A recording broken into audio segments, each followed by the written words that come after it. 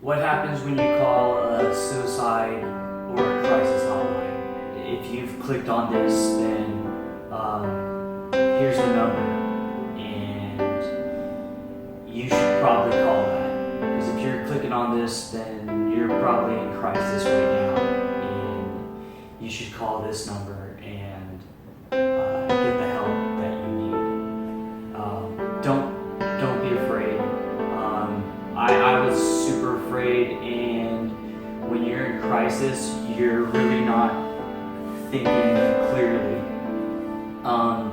This is part 2 of the what happens when you call a crisis hotline episode. I guess you could say that. The first one I had to put on private for a while because I am dealing with the fallout of that call.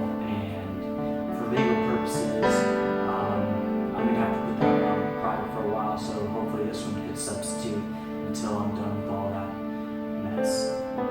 But this is the Reddit post that saved my life and possibly saved other people's lives. Excuse the noise, it's my dog drinking water over there, so you might hear them walking around.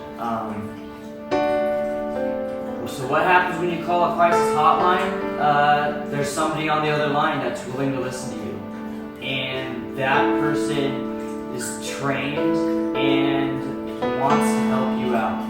They're gonna get you what you need as far as the help you need, and you need immediate help.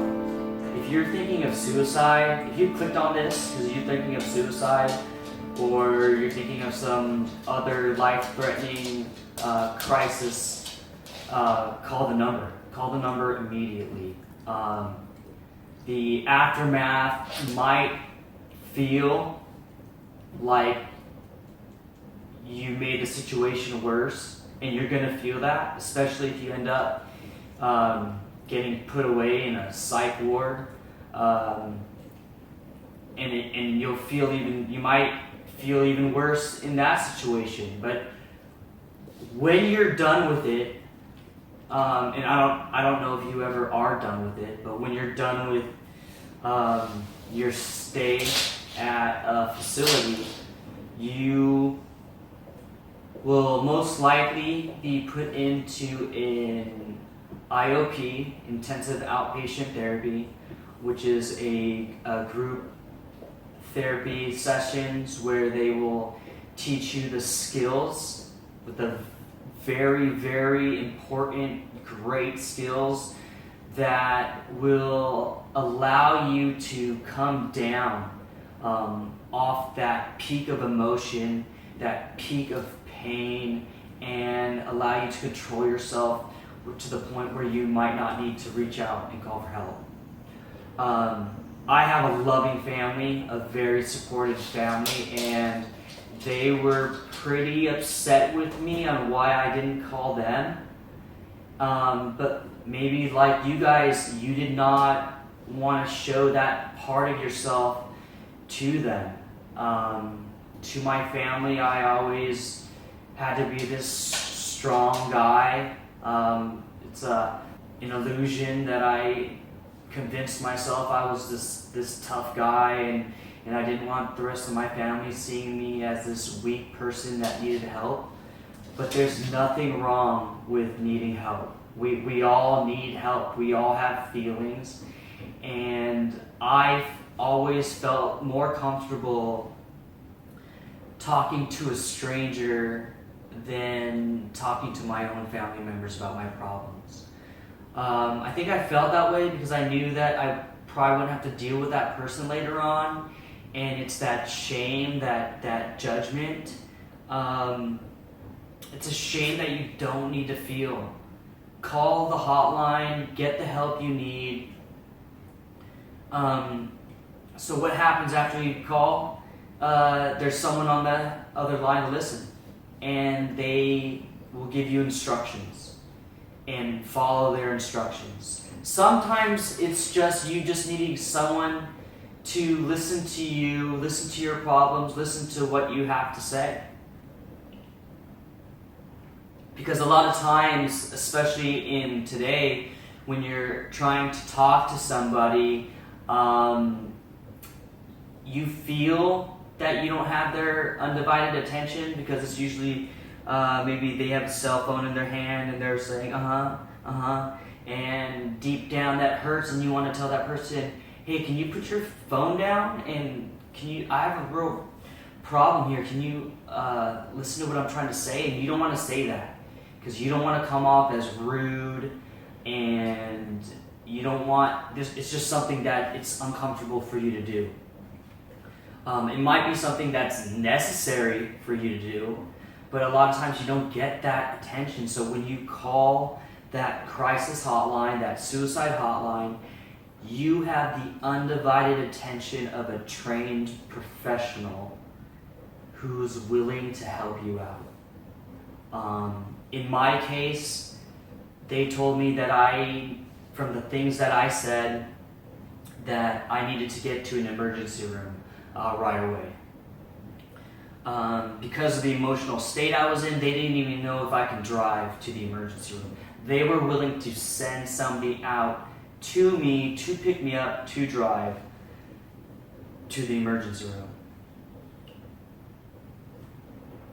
But at the time, even though it was probably a bad idea because I was such an emotional state, I drove myself to the emergency room and I checked myself in. They asked me why I was there, and I told them why I was there. I don't want to get into specifics because of the legality issues that I'm dealing with now.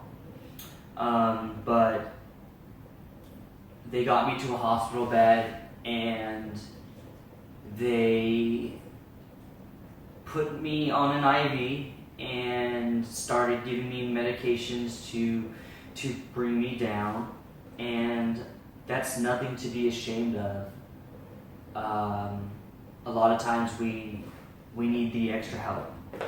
We need the extra help through medication, through therapy, through psychiatry, because it is tough out there.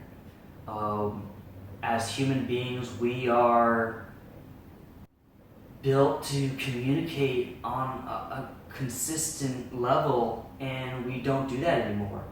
A lot of our lives are on the phone, on social media, whether it be Facebook, Twitter, Instagram, Snapchat, and all we see is fake news. We see a representation of what other people are, and we don't see their true selves. And then we start to compare ourselves to them. Am I good enough? Am I like that person? Do I compare to that person? Is their success making my success less? We all have our own journeys that we are going through. Please call that hotline. When you get to the hospital, depending on the things that you say, a sheriff's deputy or a police might have to come to your bedside and interview you, and there's a chain reaction which you cannot stop once that has started. And it might flip your whole world upside down. You might be, I'm going to be honest with you, you might lose your job. I'm in the middle of a termination right now because of the things I said on a crisis hotline. And it sucks. I love this house that I have worked so hard to get for my wife and my 2 sons, and I might lose all of this. But I would have been no help to them had I not made that phone call. I wouldn't be making this video right now, but I am able to talk to you guys right now because I picked up that phone call. I did get put away. They locked me up in a psychiatric ward where I was with other people that I couldn't even imagine that I compared myself to these people. Like when I was in this facility, this section 1 facility, because there was 3 sections, and section 1 was the highest risk. A lot of these individuals had babysitters. They couldn't even walk around without somebody following them because they might have hurt themselves. I didn't have a babysitter. They pretty much left me alone. And you're not locked in your bedroom. Within the bedroom, it was a 2-bed room, and so there was somebody, a stranger who I had no idea why he was there, and I had to, sleep next to him. My bed was over here, his bed was over there. First thing I asked the nurse is like, "Hey man, I don't know this guy. Is he safe?" And they told me, don't worry about it. Within these facilities, there are these yellow taped squares that you're not allowed to walk into. And within those squares, there's a chair and some guy or girl or nurse sitting in it, observing and making sure that you guys are okay. And there's one of those at every single exit door. Within this facility, there was a long hallway and a lot of different rooms. And I'm not going to say it's a prison because there was no bars there other than the bars that were on the rooftop of the outside area that we were allowed 30 minutes a day to go outside. But that room did have bars so that we could not escape. If you're familiar with the term 5150, that is a 72-hour stay that they put you under when you're over there. Immediately when I got there, due to the things that I had said, and please understand that I was in a very emotional state or else I wouldn't have been in there, it got bumped up to a 5250, which is a 14-day, a 2-week stay. The reason they did that was because I got checked in on a Friday and they don't have nursing staff over the weekend. And they felt that they needed to observe me a little bit longer, or at least one day, before they felt safe that I got released. So on Monday, when the nurses came back, or the doctor came back and interviewed me, they deemed that I was safe to myself and others, and that I could be released. But I was still under so much stress that being in there became almost a relief, because on the outside it felt like a battlefield.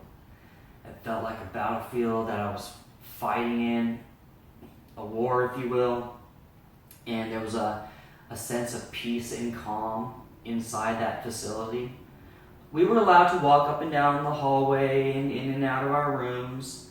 There's a shower and a bathroom in your room. There's 2 lobbies. And it felt like they were trying to make you crazy. They had a TV up on the wall that you couldn't change the channel. You would have to ask one of the facilitators or a nurse to change the channel.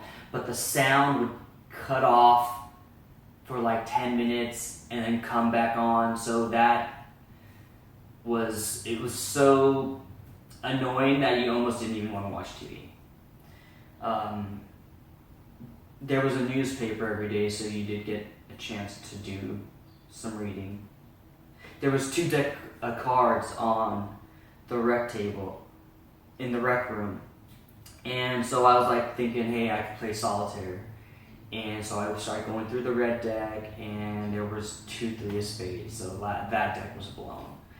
Started going through the blue deck, and there was 2 queens of hearts, so that deck was blown. And I was thinking, man, is this place designed make you to get to or to test you on your sanity, but you know, it was probably just an honest mistake. And there's going to be some really nice nurses,